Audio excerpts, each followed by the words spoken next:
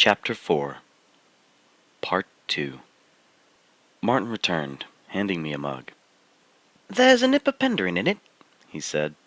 "Secret recipe, you know. Should get you sorted out in no time." I thanked him and took a sip, realizing too late that the secret ingredient was high-test whiskey. It felt like napalm flushing down my esophagus. "It does have a certain kick," I admitted, my face going red. He frowned. "Reckon I ought to fetch your father?" No, I'll be fine. But if there's anything else you can tell me about the attack, I'd be grateful." Martin settled into a chair opposite me. "About that, I'm curious. You say your grandfather lived here? He never mentioned it?" "I'm curious about that too," I said. "I guess it must have been after his time. Did it happen late in the war, or early?" "I'm ashamed to admit I don't know. But if you're keen, I can introduce you to someone who does. My Uncle Oggy. He's 83, lived here his whole life, still sharp as a tack." Martin glanced at his watch. "If we catch him before Father Ted comes on the telly, I'm sure he'd be more than happy to tell you anything you like." 10 minutes later, Martin and I were wedged deep in an overstuffed sofa in Augie's living room, which was piled high with books and boxes of worn-out shoes, and enough lamps to light up Carlsbad caverns, all but one of them unplugged. Living on a remote island, I was starting to realize, turned people into pack rats. Augie sat facing us in a threadbare blazer and pajama bottoms, as if he'd been expecting company, just not pants-worthy company, and rocked endlessly in a plastic-covered easy chair as he talked. He seemed happy just to have an audience, and after he'd gone on at length about the weather and Welsh politics and the sorry state of today's youth, Martin was finally able to steer him around to the attack and the children from the home. "Sure, I remember them," he said. "Odd collection of people. We'd see them in town now and again. The children, sometimes the minter women too, buying milk and medicine and what have you. You'd say good morning, and they'd look the other way. Kept to themselves, they did, over that big house. Lot of talk about what might have been going on over there, though no one knew for sure." "What kind of talk?" "Lot of rot. Like I said, no one knew. All I can say is they weren't your regular sort of orphan children. Not like them Bernardo home kids they got in other places, who you'll see come into town for parades and things and always have time for a chat. This lot was different. Some of 'em couldn't even speak the King's English. Or any English, for that matter." "Because they weren't really orphans," I said. "They were refugees from other countries, Poland, Austria, Czechoslovakia." "Is that where they were now?" Augie said, cocking an eyebrow at me. "Funny. I hadn't heard that." He seemed offended, like I had insulted him by pretending to know more about his island than he did. His chair-rocking got faster, more aggressive. If this was the kind of reception my grandpa and the other kids got on Cairnholm, I thought, no wonder they kept to themselves. Martin cleared his throat. "So, Uncle, the bumming?" "Oh, keep your hair on. Yes, the goddamn Jerry. Who could forget them?" He launched into a long-winded description of what life on the island was like under the threat of German air raids. The blaring sirens, the panicked scrambles for shelter, the volunteer air raid warden who ran from house to house at night making sure the shades had been drawn and streetlights were put out to rob enemy pilots of easy targets. They prepared as best they could, but never really thought they'd get hit, given all the ports and factories on the mainland, all much more important targets than Cairnholm's little gun emplacement. But one night, the bombs began to fall. "The noise was dreadful," Augie said. "It was like giants stamping across the island, and it seemed to go on for ages. They gave us a hell of a pounding, though no one in town was killed, thank heaven. Can't say the same for our gunner boys, though they gave as good as they got, nor the poor souls at the orphan home. One bomb was all it took. Gave up their lives for Britain, they did. So, wherever they was from, God bless 'em for that." "Do you remember when it happened?" I asked.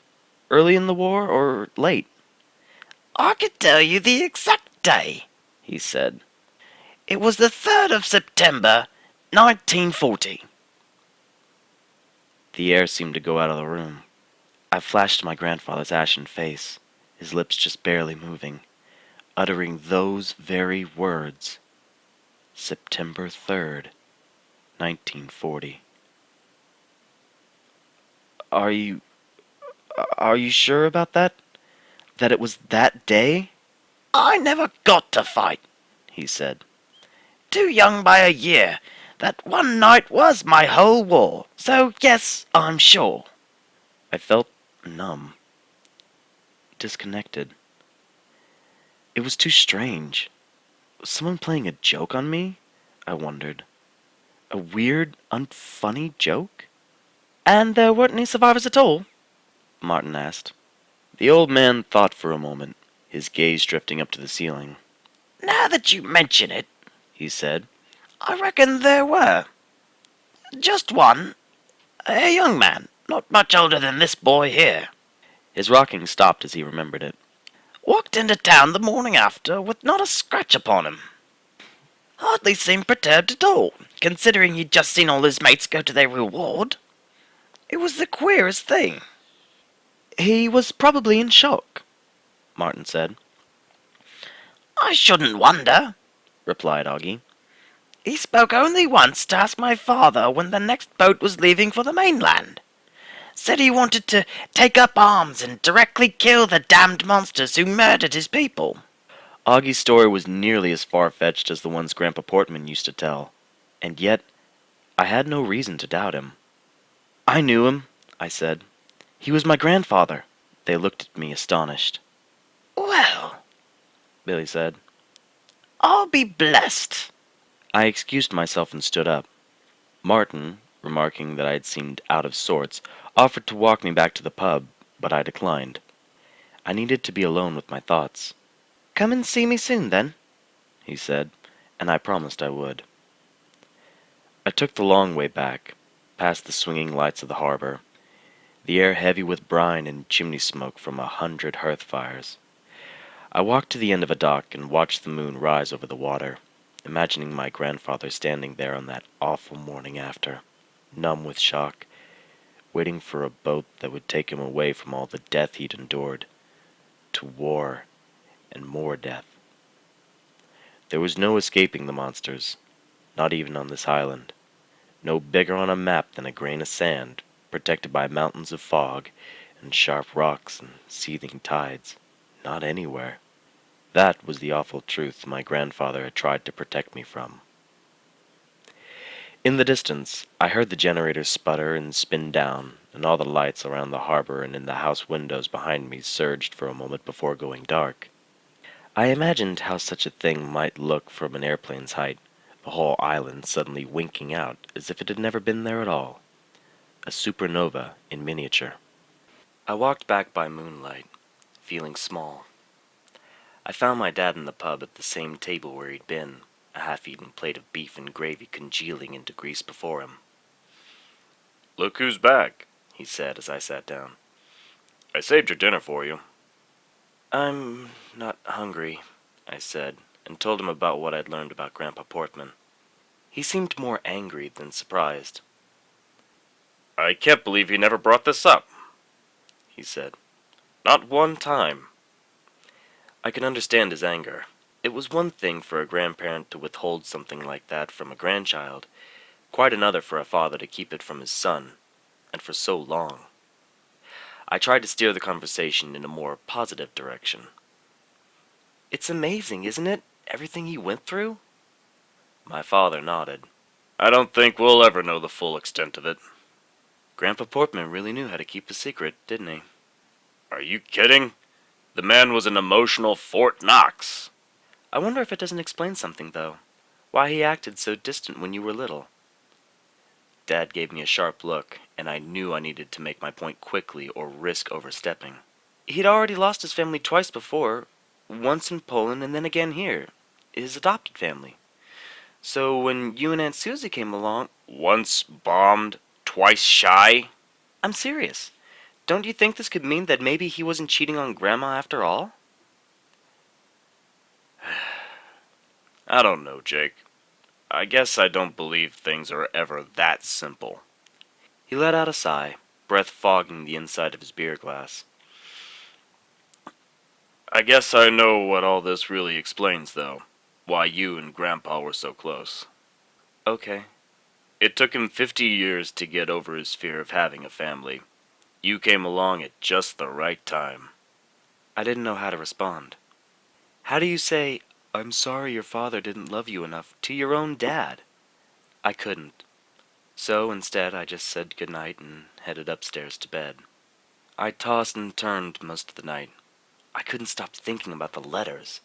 The one my dad and Aunt Susie had found as kids from this other woman, and the one I had found a month ago from Miss Peregrine. The thought that kept me awake was this: what if they were the same woman? The postmark on Miss Peregrine's letter was 15 years old, but by all accounts she'd been blown into the stratosphere back in 1940. To my mind, that left two possible explanations. Either my grandfather had been corresponding with a dead person, admittedly unlikely, or the person who wrote the letter was not, in fact, Miss Peregrine, but someone who was using her identity to disguise her own. Why would you disguise your identity in a letter? Because you have something to hide. Because you are the other woman. What if the only thing I had discovered on this trip was that my grandfather was an adulterous liar? In his last breaths, was he trying to tell me about the death of his adopted family, or admit to some tawdry, decades-long affair? Maybe it was both, and the truth was that by the time he was a young man, he'd had his family torn apart so many times he no longer knew how to have one, or to be faithful to one. It was all just guesswork, though. I didn't know, and there was no one to ask. Anyone who might have had the answer was long dead. In less than 24 hours, the whole trip had become pointless. To be continued in Part 3.